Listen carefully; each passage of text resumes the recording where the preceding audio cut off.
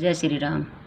भोले भोले भाले लड़के को कैसे भगवान के दर्शन हुए, ये कहानी में बताया है, तो मैं ये कहानी सुना रही हूँ। किसी गांव में दो पति पत्नी थे, उनके एक लड़का हुआ। तो लड़का बचपन में ही सीधा था, मतलब खाता पीता और खेलता। बस थोड़ा बड़ा होने लगा तो उसकी पढ़ाई में रुचि नहीं थी, बस खाता पीता और खेलने में लगा रहता। फिर और बड़ा हुआ, काम करने लायक हुआ तो घर में रुकता, बाहर जाता, लोग उसका फ़ायदा उठाते, अपने काम में लगा लेते, वहीं काम में लगा रहता। उसका पिताजी ढूंढ के लाता, खाना खिलाता। तो ऐसे ही बहुत ही सीधा था, किसी को मना नहीं करता, ना कोई चालाकी थी, ना किसी का उसको ये नहीं था अपने पराया का कुछ भी। तो एक दिन वे उसके माँ बाप दोनों बातें करने लगे कि ऐसे हमारे लड़के का तो और ही लोग फ़ायदा उठा रहे हैं, न ये पढ़ पा रहा है, तो इससे अच्छा तो हम इसे अपने गुरुजी के आश्रम में छोड़ आए, वहाँ भगवान की सेवा करेगा, गुरु की सेवा करेगा, तो क्या पता बुद्धि आ जाए इसमें। तो ऐसा सोच के वे दोनों उसको आश्रम में ले गए। वहाँ गुरुजी से बात करी और वहाँ उसको छोड़ आए कि गुरु महाराज, इसको बस खाने से ही मतलब है और आप अपनी सेवा करवाना, इसको सद्बुद्धि आ जाए। तो गुरु महाराज बोले ठीक है। अब वे सुबह शाम गुरुजी की सेवा करता, जो भी आश्रम में काम रहते, पानी भरना, लकड़ी लाना, बर्तन साफ करना, गुरुजी के पैर दबाना, ये सब करता और दोनों टाइम अपने अच्छे से भोजन कर लेता। तो भोजन का शौक था उसको। ऐसे ही करते कुछ दिन बाद एकादशी आई, तो शाम को बोल दिया कि कल एकादशी है, कल खाना नहीं बनेगा। उसको पता चला तो वो बोला मेरे से तो भूखा नहीं रह जाएगा। तो गुरुजी के पास गई ये बात, तो गुरुजी बोला कोई बात नहीं, यहाँ नहीं बनेगा, इसको बाहर नदी किनारे 1-1.25 कोस दूर जाके बना लेगा, आश्रम से दूर। तो उसको एक आदमी का खाने का सामग्री दे दी और उसको बोल दिया कि भगवान का भोग लगा के फिर खा लेना। अब उसको पता ही नहीं था कैसे भोग लगता है। वो गया, उसने अपना खाना बनाया, खाना बन के तैयार हो गया, पत्तल में रख के आवाज़ लगाने लगा, भगवान आओ, जल्दी आओ, मुझे भूख लग रही है, आओ भगवान, भोग लगाओ, आओ भगवान, भोजन करो। अब खाना नहीं खा रहा। ऐसे करते करते करते कई घंटे हो गए। तो भगवान ने सोचा ये कैसा भगत है, जैसे पुकार रहे थे ऐसे तो भूखा मर जाएगा।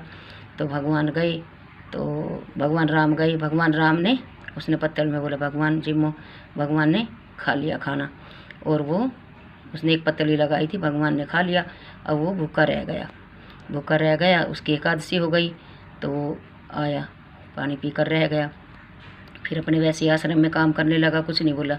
फिर एकादशी आई तो उस पर रसोइये को बोला, तो उसको फिर बोला कि मैं तो उसको भाई वो दे दो, व्रत नहीं होगा तो बाहर बनाएगा अपना खाना। तो रसोइये से बोला कि मेरे को ना 2 आदमी का सामान देना, अब की बार 2 आदमी का खाना बनाना। कि 2 आदमी का क्यों?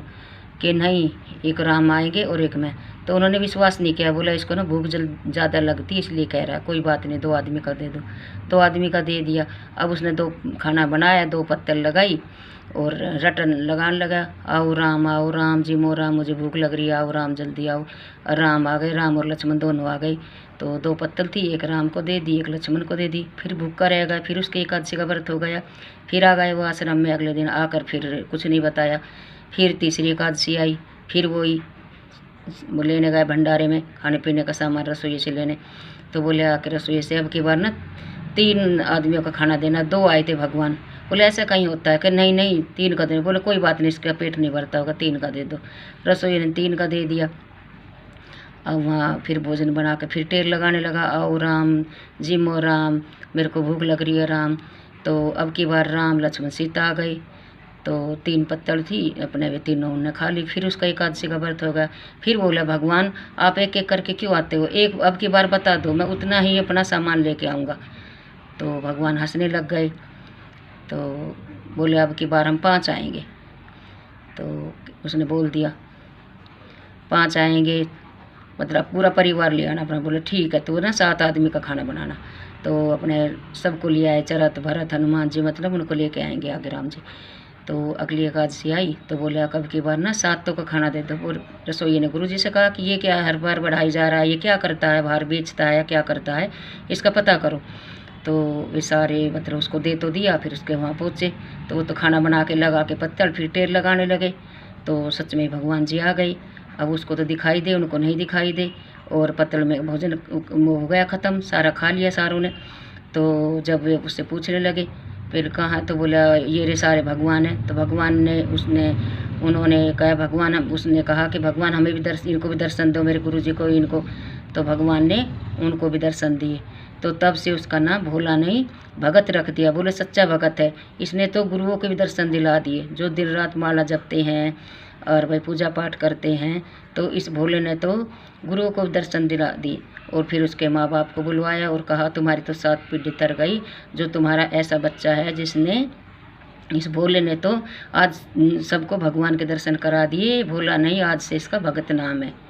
तो ऐसे होता है, भोली भक्ति पर भगवान प्रसन्न हो जाते हैं। तो जय श्री राम।